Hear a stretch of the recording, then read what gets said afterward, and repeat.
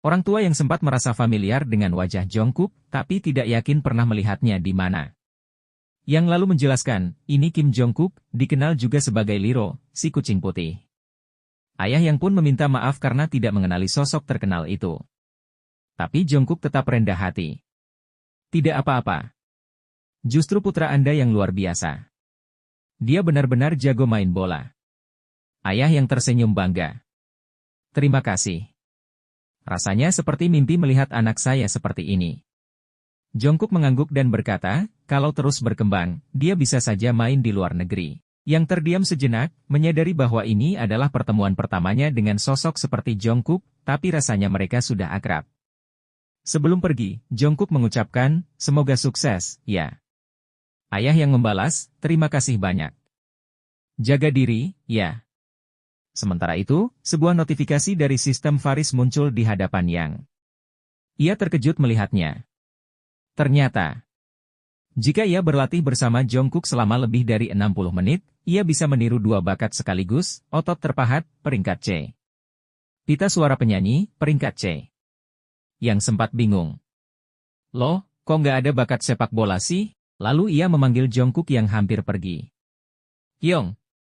Jungkook menoleh, ya. Boleh tanya sesuatu? Kamu tahu suplemen protein yang bagus? Pertanyaannya membuat Jungkook terkejut sejenak, tapi kemudian ia tertawa kecil. Kamu masih terlalu muda buat suplemen, tapi nggak apa-apa kalau sekadar tahu. Mau aku jelasin? Yang mengangguk dengan semangat. Ia tahu ini kalimat khas Jungkook yang sering dikatakan ke penggemar, dan sekarang itu terjadi langsung di depannya. Lalu ia meminta satu hal lagi. Bisa ajari aku beberapa latihan juga? Jungkook tersenyum lebih lebar. Bisa. Sini, aku tunjukin. Ia mulai menjelaskan beberapa teknik latihan dan menunjukkan botol protein, lalu memberikan satu kepada Yang. Setelah itu, Jungkook juga mengajarinya teknik lari yang benar. Sementara mereka berlatih, notifikasi Faris kembali muncul. Kali ini memberitahu bahwa Yang telah memilih untuk meniru bakat otot terpahat. Yang merasa tubuhnya sedikit lebih kuat. Ini bukan bakat sepak bola, tapi tetap berguna. Tak lama kemudian, ayahnya datang dan mengucapkan terima kasih kepada Jungkook.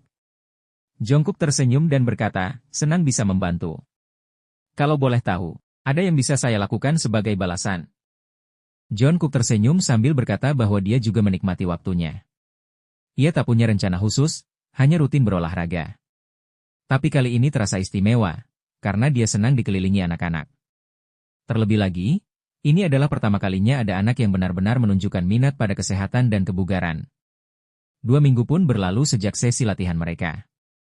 Suatu pagi, ayah yang menerima telepon penting.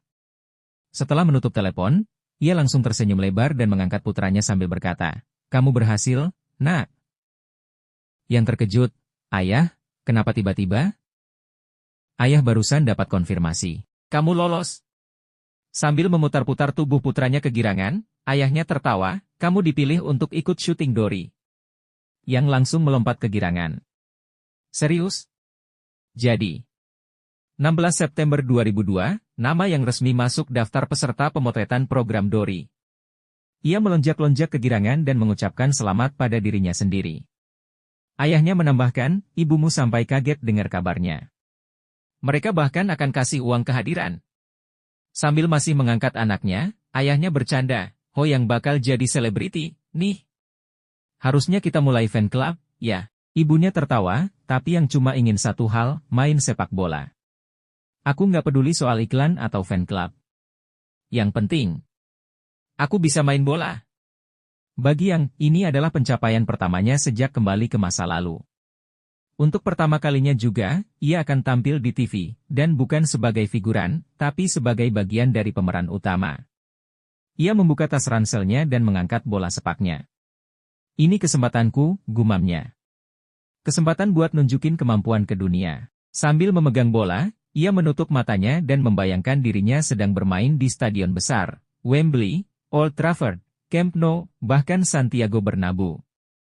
Senyum mulai terukir di wajahnya. Matanya tajam, penuh semangat. Aku akan kembali. Setelah bermain sepak bola, ia berlari keluar rumah, penuh semangat. Baginya, program TV itu bukan tujuan utama. Yang paling penting adalah satu hal, keterampilan. Bagi setiap anak yang bermimpi jadi seperti Messi atau Ronaldo, impian besar selalu dimulai dari dasar. Ia ingin mencetak hat-trick, tapi ia sadar, tubuhnya sekarang belum sanggup mewujudkannya. Kenapa? Karena ia masih kurang dalam satu hal penting, dasar-dasar permainan. Salah satu keterampilan dasar terpenting dalam sepak bola adalah kemampuan menjaga bola tetap melayang di udara tanpa jatuh ke tanah, alias juggling. Itu butuh gerak kaki yang tepat, keseimbangan, konsentrasi, dan tentu saja, latihan yang konsisten. Langkah-langkah kecil mulai membawa yang menuju impiannya. Ia mulai juggling bola dengan penuh semangat, bertekad melakukannya selangkah demi selangkah. Meski napasnya mulai berat, dia tidak merasa lelah, karena ia bisa merasakan kemampuannya meningkat setiap hari. Inilah bukti bahwa bakatnya di dunia sepak bola bukanlah kebetulan. Ia bahkan memutuskan untuk melakukannya 100 kali lagi. Sore harinya, yang pergi ke lapangan untuk melatih stamina. Karena baginya, sepak bola adalah pertarungan ketahanan fisik. Tak peduli seberapa hebat teknik atau tembakanmu, tanpa stamina, semuanya sia-sia. Tapi ia juga tahu batasannya. Ia tidak memaksakan diri. Selesai latihan, yang rebah di atas rumput dengan napas terengah-engah, kedua lengannya terbuka lebar menatap langit. Aku sudah 8 putaran hari ini, katanya dalam hati.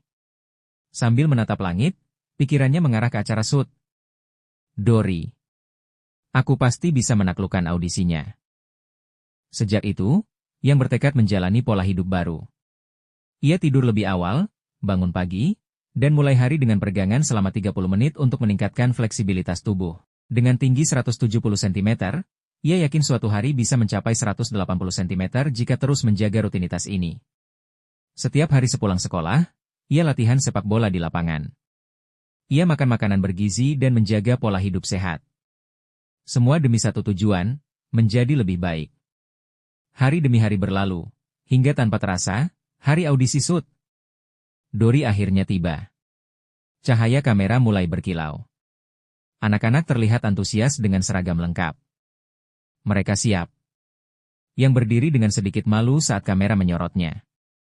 Salah satu pelatih menghampirinya dan bertanya, "Kamu baik-baik saja?" Yang mengangguk sambil tersenyum. Pertandingan evaluasi pun akan segera dimulai. Mereka akan bertanding melawan Akademi Sepak Bola Changkun, tim yang dikenal sebagai raksasa sepak bola Korea. Pemain top dari Akademi, Haeunjae, mendekati pelatih Cho. Pelatih Bumka memanggilnya dan bertanya, "Kamu yakin mau langsung habis-habisan dari awal?" Pelatih tahu, jika mereka menekan lawan sejak awal, skor bisa menjadi 20-0. Tapi mereka juga sadar, ini adalah pertandingan penting. Jika anak-anak langsung kalah besar dari awal, semangat mereka bisa runtuh. Dan penonton pun akan kehilangan harapan. Namun pelatih juga percaya bahwa dengan usaha dan latihan yang konsisten, anak-anak ini bisa menciptakan keajaiban. Jika mereka menang, cerita ini bisa menghangatkan hati seluruh negeri, katanya.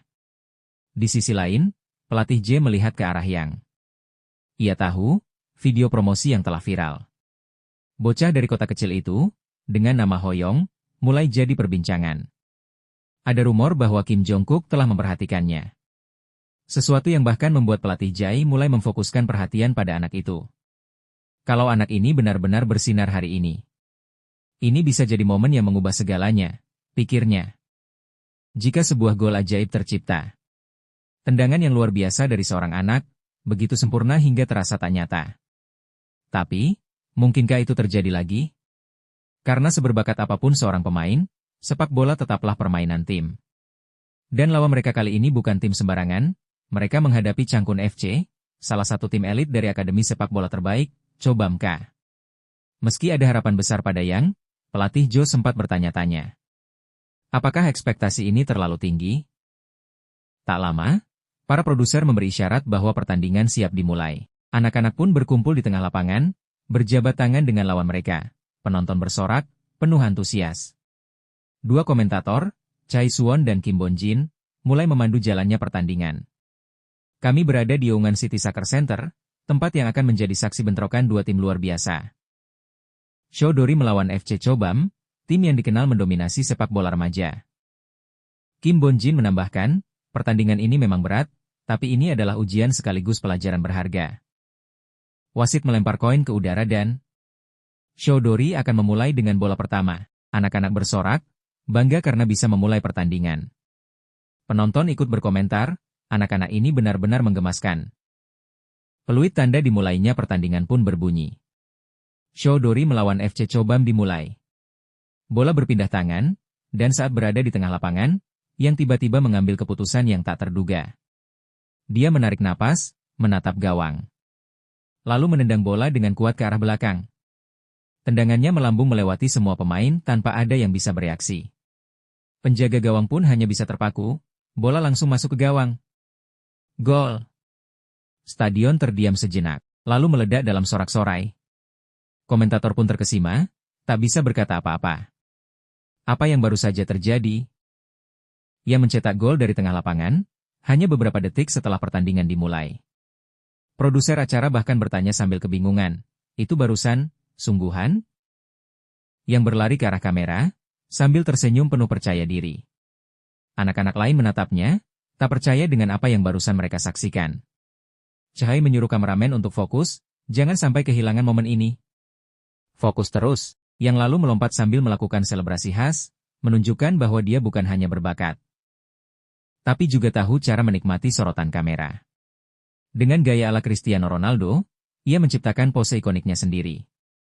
Komentator menyimpulkan, pemain muda, Hoyong, baru saja melakukan sesuatu yang luar biasa, melepaskan tembakan dari tengah lapangan langsung ke gawang lawan. Hal seperti ini jarang terjadi, apalagi oleh anak seusianya. Sebuah momen legendaris baru saja lahir. Dan dunia mungkin saja baru menyaksikan lahirnya bintang besar masa depan. Semua mata tertuju pada satu momen, perayaan gol yang dilakukan Hoyong. Para komentator bersemangat menyampaikan bahwa pose selebrasinya seakan menuntut kemenangan dan menunjukkan kepercayaan diri luar biasa. Sementara itu, kiper tim lawan, Chum, masih terdiam. Ia tak percaya apa yang baru saja terjadi. Apa dia benar-benar anak 10 tahun? Itu tendangan yang belum pernah ia lihat sebelumnya. Tak jauh dari sana, seorang pelatih dan mantan anggota DPR yang juga mantan pemain liga profesional, Lee Sang-won, mengamati dengan serius. Sebagai legenda sepak bola Korea, ia tahu, apa yang barusan terjadi bukan hal biasa. Tendangannya luar biasa. Keseimbangannya bagus, dan melihat tubuhnya yang kecil, seharusnya dia tak punya kekuatan sebesar itu. Menurutnya, apa yang dilakukan Hoyong adalah hasil dari bakat alami, bukan semata-mata latihan. Sebagian besar anak-anak tak akan memahami teknik seperti ini. Dan tak semua bisa mempelajarinya. Hoyong memang dilahirkan untuk bermain sepak bola. Ia punya sesuatu yang istimewa. Namun, pertandingan terus berjalan. Tim lawan, Chobam FC, menunjukkan bahwa mereka adalah tim elit. Pemain mereka, Kedong, mencetak gol ketiganya, dan di babak kedua, skor melebar menjadi 8-3. Tak lama kemudian, skor berubah lagi. 11 gol tercipta dari Chobam FC tapi Shōdori tidak sepenuhnya tertinggal. Kerja sama tim mereka mulai membaik. Jika mereka terus berlatih dan meningkatkan strategi, mereka bisa menjadi tim yang tangguh. Sementara itu, Hoyong terengah-engah di tengah lapangan. Ia menganalisis situasi dalam hati. Lapangan ini memang kecil, hanya 1/6 ukuran stadion normal. Tapi dengan 6 lawan 6, area untuk setiap pemain jadi sangat luas. Aku benar-benar kehabisan napas. Salah satu temannya memperlihatkan lengannya dan berkata, "Lihat tendanganmu tadi. Sepak bola itu menyenangkan, ya?" Namun di sisi lain, seorang anak laki-laki menangis setelah terkena bola di wajah. Seorang gadis menyarankan agar dia beristirahat dulu. Hoyong memandang mereka dan tersenyum tipis. Ini wajar. Tak semua anak punya kekuatan tubuh dewasa sepertiku. Meskipun dia punya keunggulan fisik, dia tahu. Tanpa kemampuan dan kerja keras, bakat saja tidak cukup. Hanya tersisa 3 menit di babak kedua. Bola kembali dimainkan. Chong melepaskan tendangan ke arah depan, bola hampir sampai di kaki Kong yang sedang berlari kencang. Tapi tiba-tiba, Hoyong berhasil merebut bola. Dia berlari ke depan, menggiring bola tanpa ragu. Namun saat dia menatap ke lapangan, dia menyadari sesuatu yang berbeda. Hoyong mulai menggiring bola ke depan, tapi sesuatu terasa berbeda kali ini. Beberapa pemain lawan mulai bergerak cepat menutup jalurnya. Mereka tidak hanya menghadangnya, mereka menandainya dengan ketat. Dari pinggir lapangan, pelatih Wu memberikan instruksi tegas, tandai nomor 7. Jangan beri dia ruang sampai babak kedua selesai. Ia tahu. Hoyong adalah ancaman utama mereka. Tapi dalam hati, pelatih Wu juga menyadari satu hal, timnya kini harus bermain lebih keras, lebih kasar, dan lebih taktis. Kami akan melawan anak ini dengan sepak bola paling dasar. Sepak bola primitif. Karena tidak peduli seberapa hebat bakatnya, dia tetap sendirian. Sementara itu, Hoyong. Ia hanya bisa terengah-engah, mencoba menangkap napasnya yang tersisa. Keringat menetes di wajahnya. Kakinya mulai berat.